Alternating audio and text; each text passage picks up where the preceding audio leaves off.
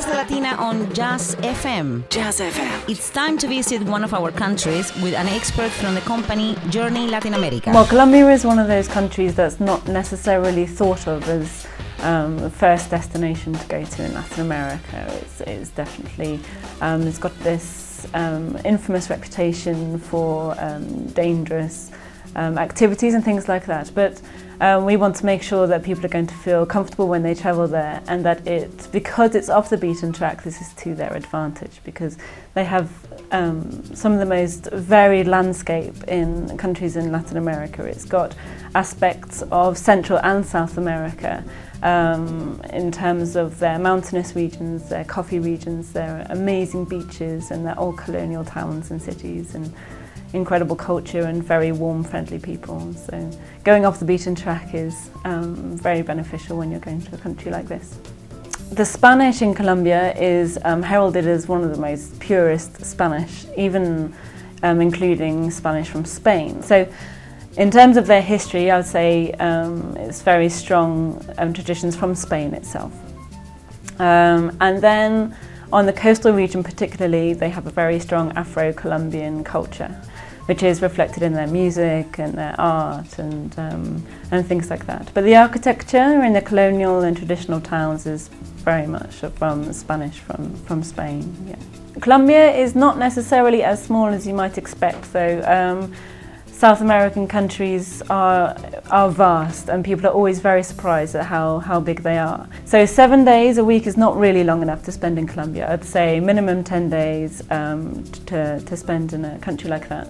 There are lots of very good internal flight routes, lots of airports in different towns and cities in Colombia that you can get to easily. I would say that music in Colombia is not important, but it is essential. In that it is part of their everyday lives, and Colombia wouldn't be Colombia without the cumbia or salsa or vallenato music coming out of living room windows and taxis and cafes.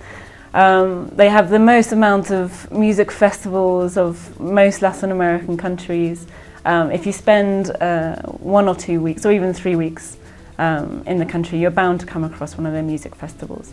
The Colombians say that they tend to learn how to dance before they learn how to walk, so it's very, very much part of their culture and very important to them. Yeah.